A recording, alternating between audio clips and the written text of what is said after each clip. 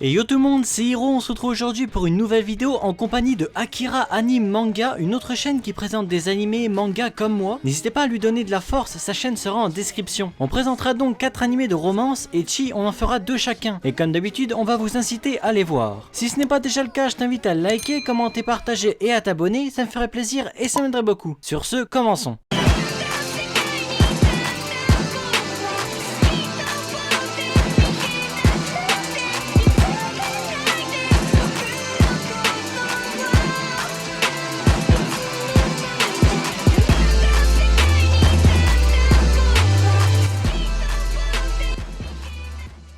Trinity Seven. L'histoire se centre sur Arata Kasuga, un adolescent vivant avec sa cousine Ishiri Kasuga. Un jour, il remarque que le soleil et la lune sont devenus noirs et qu'il est le seul à trouver cela étrange. Il rencontre alors une étrange jeune fille, se nommant Lilith, qui lui explique que son monde a été détruit. Elle lui explique aussi qu'il est dans un monde virtuel, qu'il a lui-même créé à l'aide d'un grimoire, que lui a laissé sa cousine avant d'être absorbé par le soleil noir. Lilith est une professeure de l'académie Magicus, qui a été envoyée pour retrouver le grimoire. Ainsi, elle lui propose 2 choix, remettre le grimoire ou mourir.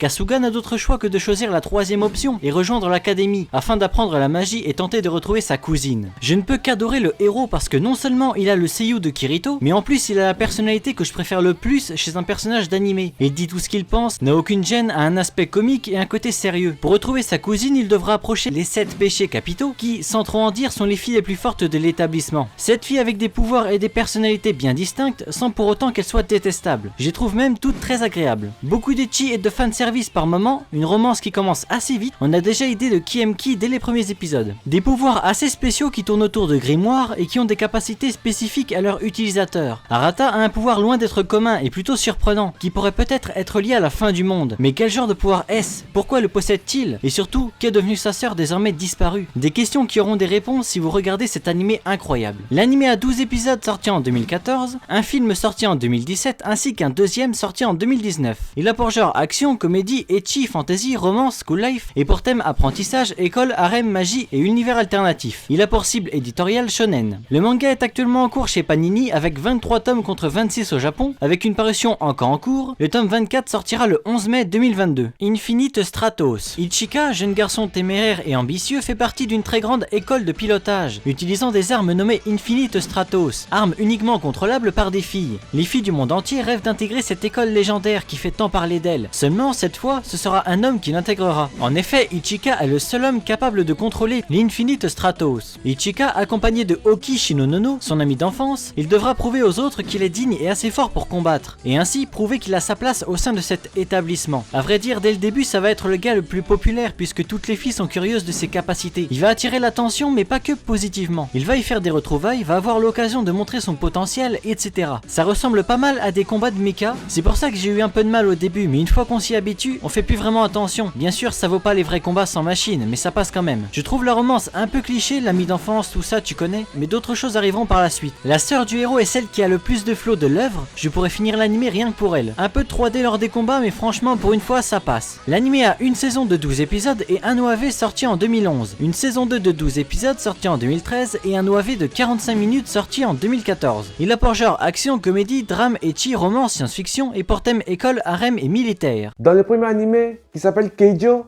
nous suivons Nozomi qui est une gymnaste exceptionnelle, à tel point que les autres collèges avec les meilleurs programmes essaient de la recruter.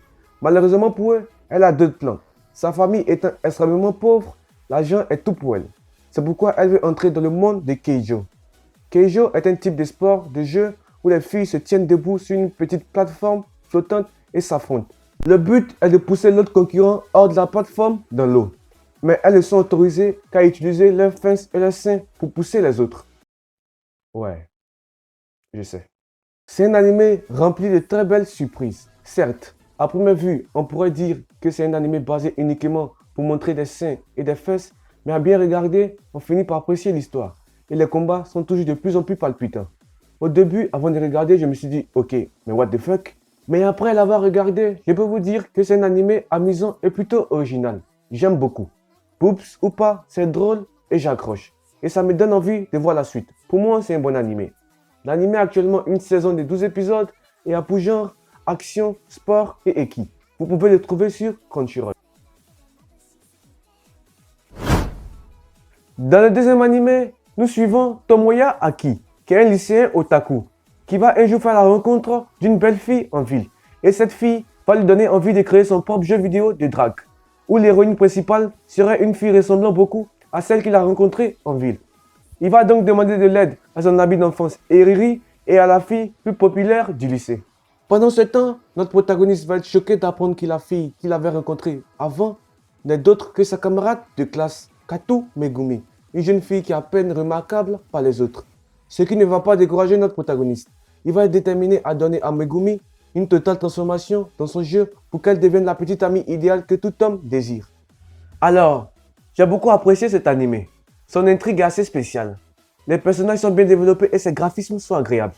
C'est surtout la deuxième saison qui m'a convaincu, la première étant assez neutre, alors que la seconde propose déjà une approche plus intéressante et profonde. On a le temps de voir tous les personnages être développés et je suis assez satisfait de l'ensemble de l'intrigue. Moi qui suis très fan des animés romances, j'ai beaucoup apprécié cet animé. On a des personnages plutôt attachants et marrants, et ça se regarde chill et sans prise de tête. Le seul point négatif pour moi, c'est que le protagoniste est parfois chiant et aveugle sur certaines situations. Ce qui est vraiment frustrant. Mais bon, on va dire que c'est le classique lycéen otaku japonais. Mais à part ça, c'est un bon animé.